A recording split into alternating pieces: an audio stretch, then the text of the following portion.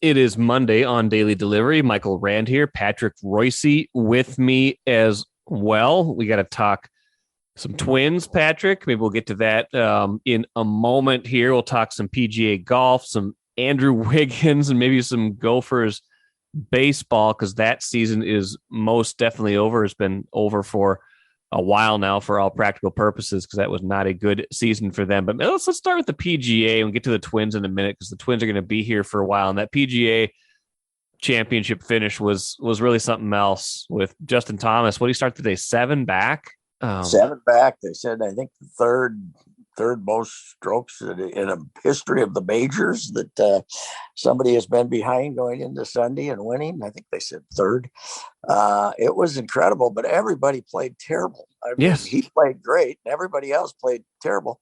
This Zalatoris, if he hadn't been luckier than it could possibly be, he could have shot. That would have been a neat, nice, smooth 78. And I mean, it was terrible. He hit it all over the ballpark, and he ends up in the playoff with a chance to win because he makes a couple of decent putts, saving putts the last couple of holes. And he ends up in the playoff because the how do we pronounce it? The kid guy from Chile's name? Perea, yeah. Perea. Did you see that swing on 18? That's one of the worst swings I've ever seen. Looked like one of my swings. He just rushed through the backswing and just flew it out to the right. What was he trying to do? He didn't have to hit a 275 with your 3-wood down the middle. Yep. Instead, he's trying to kill it and hit it down there where Justin Thomas hit it. And it goes in the middle of this small little creek down there that's running along, and all of a sudden he's lost the tournament. He played terrible the last 5-6 holes. He ended up he almost made a putt that would have won it on 17, and then maybe he would have been smart enough to hit a 3-wood off the tee. But man alive, was that a mess. And for most of the day it was boring as could be, and then you end up with a playoff and it's kind of fun. And Justin Thomas, the one guy on the leaderboard that's actually a player, ends up winning it, which is pretty amazing. That at the end of regulation, that tee-ball he hit on 18 was unbelievable. He just killed it down the but he missed the putt on 18 in regulation, and it looked like all his relatives had died because he thought he had eliminated any chance to win because it kept him at 5. Right. And he's like just suffering, and then hour later he's dancing around because he won it. So it turned out okay. But man, I covered that last time they were there for the PGA in the middle of August. If they really changed that golf course, made it much funkier, much trickier. What is the one? The one par 5 is almost 650, right? Yeah, it's unbelievable. And then they got a par 4 that's now 540 or something like that. I mean, if these guys are going to switch from titanium to carbon and hit it even farther, they get what they deserve. It is funny though, Mike, when you grow some rough and you make some of the greens are fairly small. A lot of the greens are fairly small, and you grow a bunch of rough around the greens and make them hit an 8-iron or something to the green into a tight little spot. You can still make them miserable. There's not, now they'll go to St. Andrews for the British Open, and if the wind doesn't blow, somebody will shoot 22 under, because it's all the wind because they can't trick them up. But if they get these guys in there now to redo these golf courses and make them hit those second shots into tight places with a lot of rough around, they can, and make the greens as hard as they possibly can. That's the other thing, to make the greens when they're not that receptive to a ball, that you have to hit the perfect shot to keep it on the green. Otherwise it's a roll here, roll there, roll off. They did a lot of roll offs on this golf course too. And you can make it a torture for the fellas. And I mean, you're there 4 days and 5 under gets you in the playoffs. That's pretty amazing. It is. And it was, like you said, Justin Thomas was kind of the only guy on the leaderboard. He wasn't really on the leaderboard at the start of the day, but by the end, No. was one of the only guys who had really, been there before. This was his second major. And, sometimes in golf, the notion of pressure gets overblown. You see guys just cruise to a Sunday win, even at a major, and they just kind of tame whatever nerves there are and just, play a solid round. But man, when it starts to slip away, there is nothing more brutal in sports than watching someone just fight it out there. And Pereira was just fighting it, especially on 18. There's nowhere to run, nowhere to hide when when it's all going away from you in golf. Nobody else to blame. You can say you got a bad hop or something like that, but there's nobody else to blame. And now we'll see how this guy handles it. Pereira, we may never hear from him again in a big tournament. This might have been his one moment, and he was going to win it. It is amazing that he and the Neiman kid, is it Joaquin Neiman, the other kid who's been popping up, both from Chile. They had the Neiman doing some interviews during the thing about their, even though Neiman's considerably younger than this guy, like 3 years or so, 3-4 years.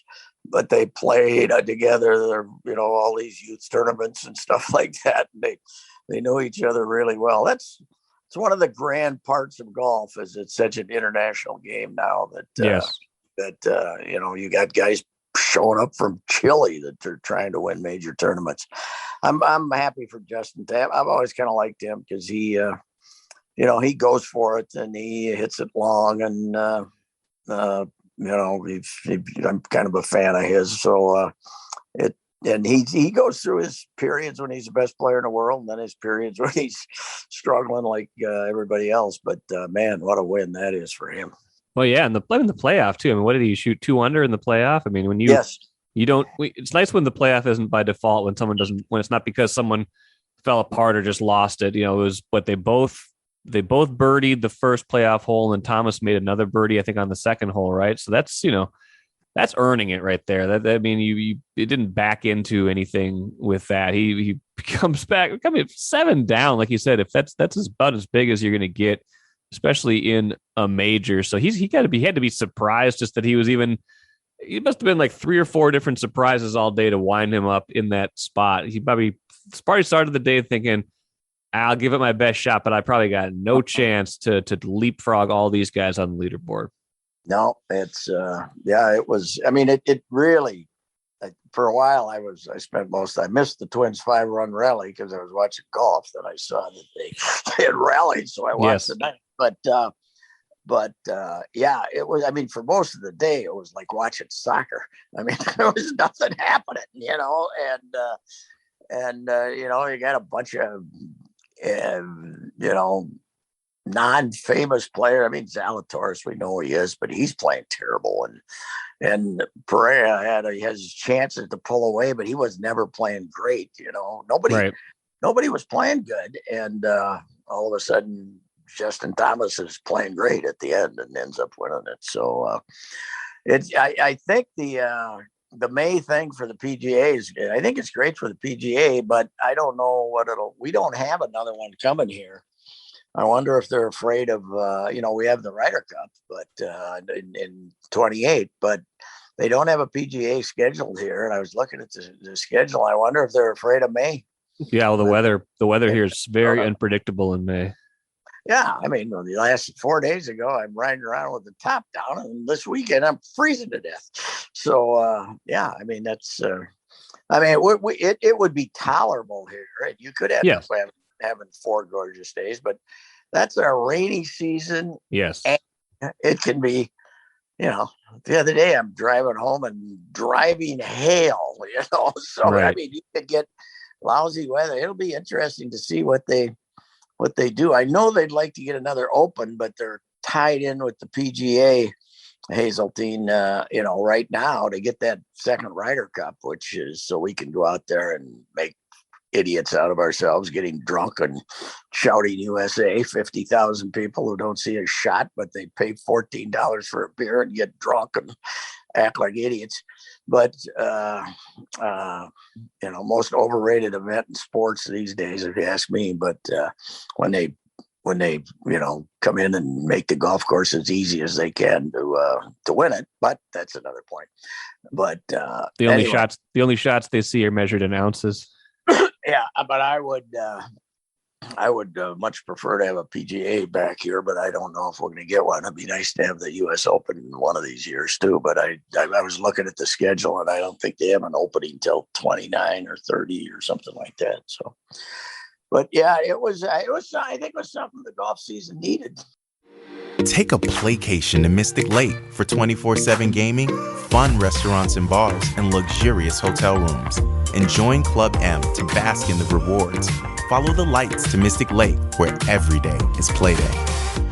And poor old Tiger. I was going to say, after shooting 79, I bet he wished he hadn't made the cut because he had to make a putt at the end to make the cut, I guess. And he was halfway through his second round, he was going home for sure, and then he played pretty good on the second 9 and made the cut. But man, he looked terrible.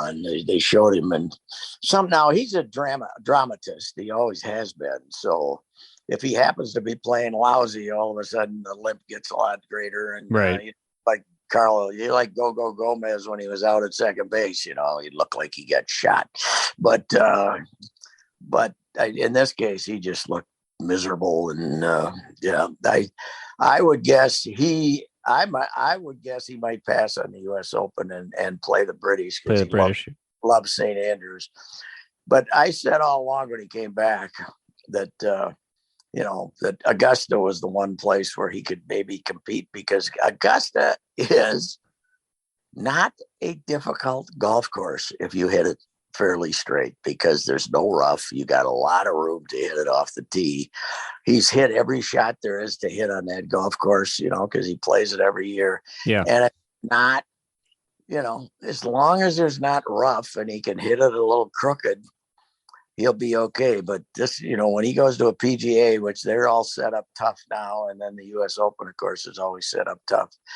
And if there's rough, he's not going to compete because, he's gets a little crooked, and when he gets crooked, he's going to shoot some big numbers right now. But we've seen the last of them as far as majors are concerned. There's no doubt about it. So. He just doesn't have that in him anymore. You mentioned the Twins comeback a minute ago. We should get to that, because that was, I don't know, I didn't see that coming either. I saw it at 6-0, and then I gave up on it, and I was ready to make a little bit fun of their Sunday kind of getaway day lineup. No Buxton, no Correa.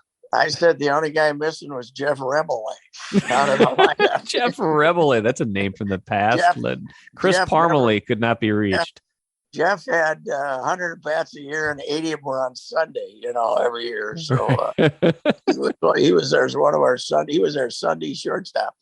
A great guy, by the way. But it was like, okay, I could not get all worked up about. I bet I get worked up about the Buxton thing and the resting thing, but we've had such a tradition of Sunday lineups around here, Kelly and Gardenhire, that yes. You look at that, and you don't even react to it. You just say, okay, that's their Sunday lineup, and boom, out of nowhere they come back and get that Singer just cruise through them for 7 innings. Yeah. I mean, I didn't watch all 7, but I probably watched him face 15 batters through the course of the afternoon. They did nothing against him. And it's 6-0, and everybody's patting him on the back and getting congratulations. And then their bullpen, which they got some hard throwers in that bullpen, and they get a quick 5, and then boom, they who's been good for him? Gary Sanchez. He's hitting a lot of doubles and a lot of clutch hits for him. He's not a terrible catcher. He's not very, he's I wouldn't say he's average, but he's okay. He's not, you don't say, oh my God, Sanchez is catching like you thought you might have to. And, he's been good, but that's kind of, you pop up and win that one out of nowhere. And especially when you got the 8th inning rally and you only get 5, you got a chance to keep that inning going, and you don't go ahead of them, and then boom, they come right back and go ahead again in the 9th inning. So that's a nice win. Now they come home and play the Tigers for, is it 4 or 3? 3, I guess. And then they go back next week and play the Tigers 5, right? So yes. Enjoy this next between now and the end of May. They're just playing Kansas City and Detroit. So all play, right? Yes, they got 3 more with Kansas City after this one, I think. And then come June, you're going to have to start playing the fellas that count, and we'll see how that works out. But hey, I always say in baseball, it's not who you play, but when you play them. And this is right now a good time to be playing the bottom of the Central. Now the Whiteys beat the Yankees twice yesterday in New York, so perhaps they are waking up and coming out of their coma after Josh Donaldson almost started a riot again. What a moron! But the White Sox are the only team to worry about, that's for sure. But they've only played them they beat them, they swept them here when the White Sox were really having trouble, right? But so they've only played them 3 games, right? I think that's right. Yeah, and that was when they when they got hot, when the Twins got hot. Yeah, they got 16 with them left, so that's the team to look out for, because they are, they went and got Johnny Cueto, and he's pitching good for them to replace Lance Lynn, and they're probably going to put the fork in Dallas Keuchel when Lance Lynn comes back, because he's been terrible. But they're still the team you got to worry about, because Robert started the year horrible, and now he's starting to hit, and he's a great center fielder. And they've been banged up. Tim Anderson can't catch a ground ball, but that's going to be the team to worry about for sure. Josh Donaldson sparking 2 AL Central teams to greatness this year. Seems like the departure from here seems to have changed the clubhouse a little bit, to say the least. I don't think they by the end they could not wait to get rid of him. No, God, they hated him. Tim Anderson, he calls Tim Anderson, who's goofy too, right? So I mean, that's okay, but he calls him Jackie because, according to him, he called him, "Hey Jackie, how you doing?" Because 3 years ago or 2 years ago, Tim Anderson had something about Jackie Robinson, and he looks at himself as carrying the legacy of Jackie. Right. That was Donaldson's excuse. Right. Well, if you have to explain it that thoroughly, yes, you're in trouble. Maybe the rest of the world isn't as intellectual as you are, Josh, as far as that. But yeah, he can't help it. He's a disturber, and I don't think there's anything. Baseball pretty much has to accept his excuse that he screwed up, and he apologized. But Anderson did hit a home run there yesterday, and got to trot around the bases in about 42 seconds. So at Yankee Stadium, but that thing, I was watching Saturday. That thing could have really turned into something, and that was one of those fights that you don't know where to start from, but it turned out to be something he'd said to Tim Anderson. So yeah, we don't miss him. I like Herschel. He's a good player. Yeah, he had the winning hit Sunday. Twins now 25-16. They were basically just a little bit past that. Basically, essentially the quarter pole of the season, or one quarter through the season. Anyway, I think quarter pole technically would be 3/4 of the season. So let's say 1 quarter through the season, on pace for almost 100 wins. They haven't played a great schedule. I mean, I think the only thing we can really conclude is that I don't know if they're a really good team, but I know they're a lot better than a lot of really bad teams. Yeah, they're still, I don't trust the pitching at all. I like, we all like Joe Ryan. There's no reason not to. And I like Sonny Gray for the long term. But beyond that, Ober, okay. The other 2 guys, Archer and Bundy, are a waste of time as far as I'm concerned. And I just don't know if they got the starting pitching. The bullpen has been good, but can it continue to be good? You got Duran. Everybody likes him. You got one lefty. Caleb Thielbar is your only lefty. Taylor Rogers looked pretty good, especially since Paddock is out for this season. Yes, and Emilio Pagan.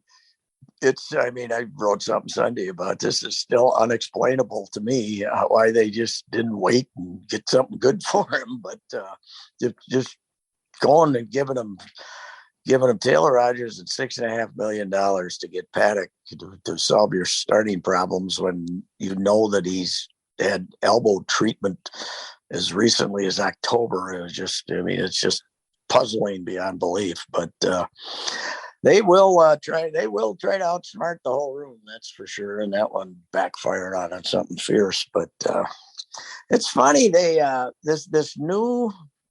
If you read the Star Tribune comments about the Twins, we got the crusty old guys, that are responding. The Star Tribune comments are, the Twins suck. The pole ads are cheap. We build a mistake. We get the, on the Twins. But there's this new generation of positive sports fan. The other day I was saying the Minnesota sports fans are getting way too positive about stuff. They're making excuses for the Wolves. The Wolves have a historic collapses, in that series, and they're trying to make excuses for the Wild and everybody. But there's this whole thing, people were trying to defend the Taylor Rogers trade to me. Too. I think you're going too far then. And of course, I've been on the Royce Lewis. If he goes to St. Paul, have him play shortstop 6 days a week because you want him to get better. He's not. Jim Souhan, God love him, today referred to his shortstop play as spectacular. I would say slightly above average. He's not. I don't like his footwork too well yet. I think he's got stuff to learn at shortstop. But the whole thing with him is this year is about replacing Correa next year, as far as I'm concerned. It's about actually playing, because he hasn't played in 2.5 years. Yes, yeah, it is. It's being on the field. But I did notice that on Thursday over there, he played shortstop and went 3 for 3. Yes. And then on Saturday and Sunday, he played elsewhere and he went 0 for 8. Didn't he go 0 for 5 with 5 strikeouts when he played third base? 4 strikeouts. Okay, 4 strikeouts. Sorry. And then he was 0 for 3. So, and then yesterday he played shortstop again and went 3 for 5 or something. So anyway, on Twitter yesterday morning, I said, Royce Lewis at shortstop, 3 for 3, batting 1,000. Royce Lewis not playing shortstop, 0 for 8, batting 0. My point is proven, and these dummies, of course, thought I was actually saying that. Right. But anyway, it's been something to talk about. But he'll be back up here, or somebody's going to get hurt, and Urshel will pull a hamstring or something. He'll come back up and play third. And I think we should, instead of being all upset about it, we should all look at this and say, "Wow, he might be a real player." Yes. Right. Yeah. The best thing they found out is that he can play. Yeah, that was, to me, the bottom line was, okay, now we see it. Yes. Because if you watch Hunter Green pitch, which I did 2 days ago, that is some world-class stuff that he's throwing there. And this could look really embarrassing if that kid gets his act together and, he's a 2-pitch pitcher now for Cincinnati and becomes a superstar. And Lewis can't play, then you'd be embarrassed. It looks like he can play. Let's be happy. Right. I don't think we have to be complaining about him not being here. Right now, if Rocco gets his way, and I hope he doesn't, but I see Rocco's campaigning to continue to have 14 pitchers even after the current May 29th deadline. I'm hoping he doesn't win that one, that they do go to the 13 pitcher limit. But, they're going to, but if they only have a 3-man bench, what are you going to, and one of them's Buxton, who's only going to play 60% of the time. What are they going to do with Lewis? I mean, you got to, that's how, I mean, if you get Lewis here, then Nick Gordon's gone, right? And I'm not a big Nick Gordon fan, but, I mean, that's, people are acting like there's a big gap in this lineup, and there isn't, because Arise can play first base. He's fine. To get his bat in the lineup, having him play first base, it's fine. He's no worse than the big lug that was playing there, yes. batting 3. He's fine. He doesn't, he's probably not a scooper yet. But the other thing is Kirilloff's been hitting some, and he'll be your first baseman before the year's over. So then what? Where are you going to put Royce Lewis? I don't think we should be all traumatized about Royce Lewis. I don't, being in St. Paul. You mentioned Twin 25 and 16. Gopher baseball. Let's talk Gopher baseball a little bit, because that season ended over the weekend, Patrick. 16 and 36. I believe you looked it up in the RPI. They were 246 out of 301, yeah. And some of those 301, like St. Thomas, aren't actually eligible for the NCAA, but St. Thomas was 283 or something. But some of the Summit League was like down there at the bottom. And but St. Thomas, they played them 4 times. They beat them 3. St. Thomas beat them 6-0 the last time they played. Yeah, I saw that. But midweek, they played South Dakota State and got hammered, and it's bad. And I don't know.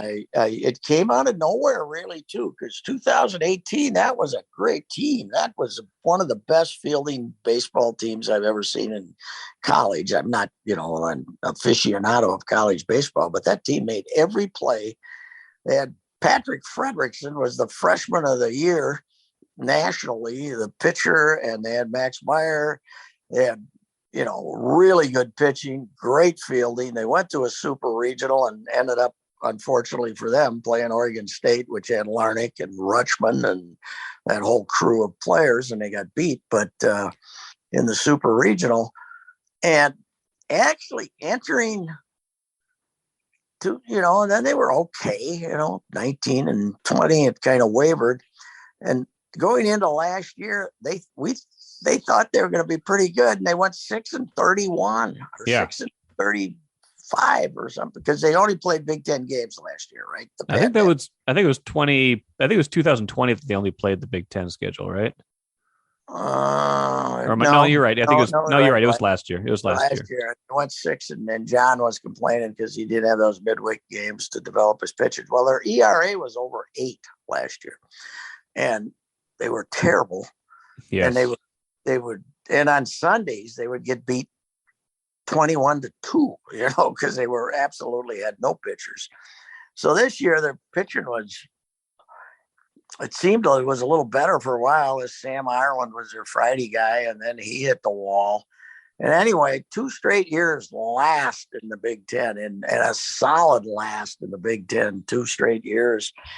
It's bad. And, thank goodness, if you're a baseball fan of baseball, thank goodness John Anderson got Siebert Field built. Those guys would be putting a fork in the program with their lack of commitment to baseball. So, but I don't know what they're going to do. I think next year is John's last year. They gave him a 2-year contract.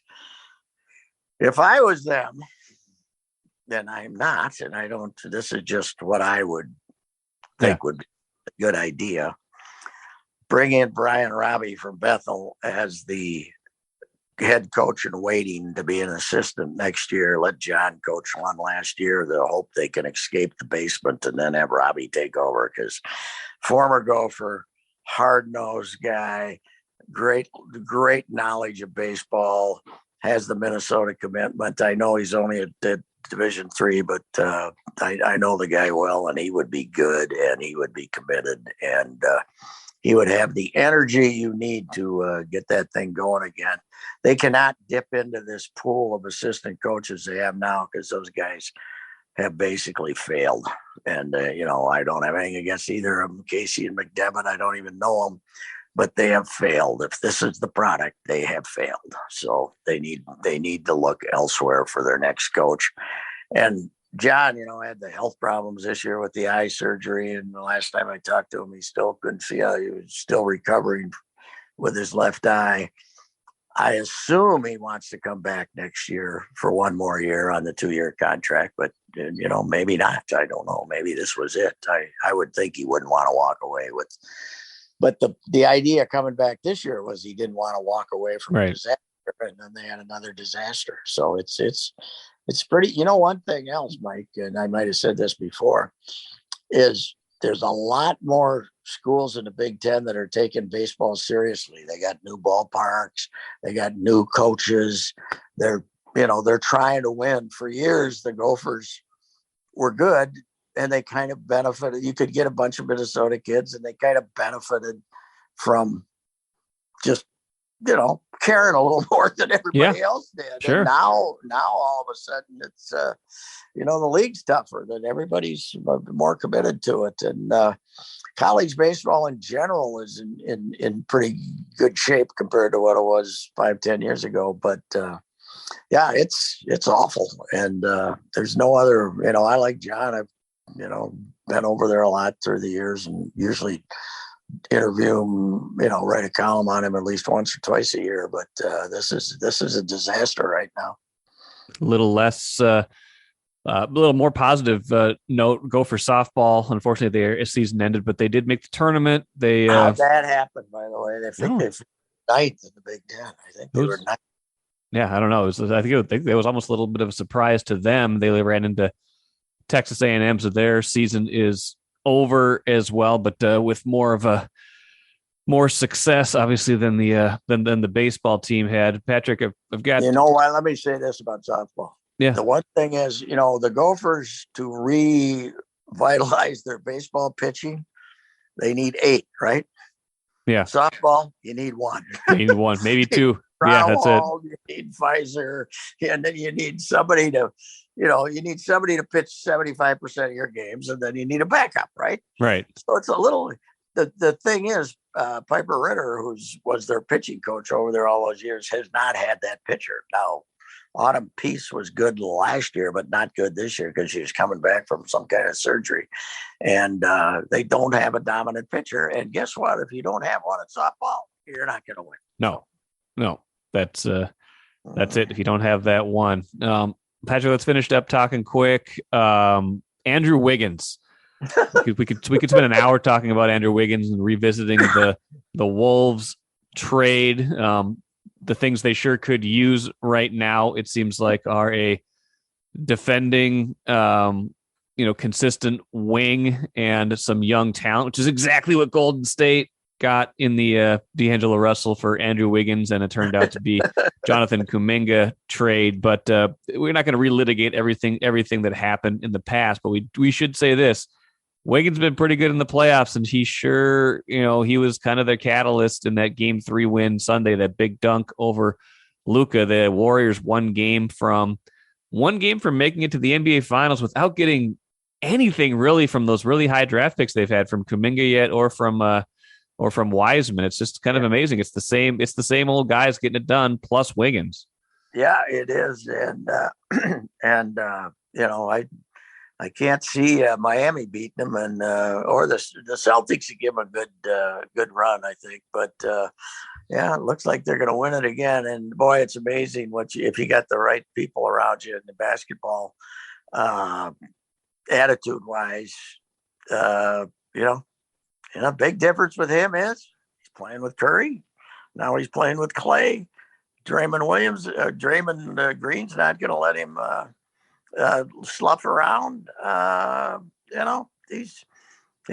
Who would have carried him to these heights here? Well, that's the thing. What? Towns wouldn't have gotten him inspired. Pat Beverly would have driven him nuts. Butler tried, but Butler wasn't the right mix for him. Butler tried to make you better by demeaning you. Yes. whereas I think Steph is come on, we need you. Let's do this, and not a screamer. And Draymond, I think Draymond would scream at you in a different way. Yes. I'm 6'6" and I'm guarding a guy 7'1". What the hell? Come on, let's go. But they got him joining the club. Well, he started in the All-Star game. It might be a little bit phony when you looked at the numbers and everything, right. But and Devin Booker didn't. But he started in the All-Star game, which means that a lot of people in the league considered him to be pretty damn good. So the good thing about it is we no longer have to hear about what a genius Gerson Rosas was, because when we all gave him, he got rid of Wiggins, what a wonderful job he did. Well, he got D'Lo in his place, and he also gave up the number 7 overall pick. So I think it was like number 4 or 5. Yeah, it was. Was it that high? Was it? It was protected. It was protected for the. I think it was outside. It was only top 3 protected, and I think it was either 4 or 5 that it ended up being. Wow. Yeah. Would have been nice to get a point guard with that. Wouldn't have been. Wow. Yeah. I mean, it's all hindsight, and we couldn't wait to get rid of Wiggins because it just wasn't working here. But he played for what? How many coaches did he play for here? 4? Did he have started with Flip? And of course there was the tragedy with Flip. Then he had Sam Mitchell. Then he had Thibs. Then he had Ryan Saunders. I mean, there was not a lot of winning or consistency here. Not a lot of it was on him, but I think Sam probably would have been the best for him if he'd stayed more than a year, right? So I think Sam might have been able to relate to him a little more than Tibbs gave him his money. He looked Glenn in the eye and promised him he'd be a dedicated player, but he got his money, and it was amazing how often you'd be kind of watching casually from across the room and say, "Is Wiggins playing tonight?" Right. It was, he was not an inspirational character, but you know what? Physically, he looks a little different too, don't you? There's more muscle there than there was. It looks like he's taken it a lot more seriously, and it'll be really interesting what these guys do this offseason. Though it's they got to get a guard, obviously. Yeah. Can you move D'Lo? That's the question here, and I don't know. That team. A lot of people think, they're young, they're going to get better. They could also get worse. We'll see what happens there. So not automatic for sure. Well, good stuff, Patrick. We'll do this again next week. I'm sure there'll be a whole raft of stuff to talk about. Actually, will we do this next week? Maybe we'll do it a little later in the week, because next Monday is Memorial Day. We'll see. In 2 weeks for sure. Enjoy it, and we'll see you soon. All right, Mike.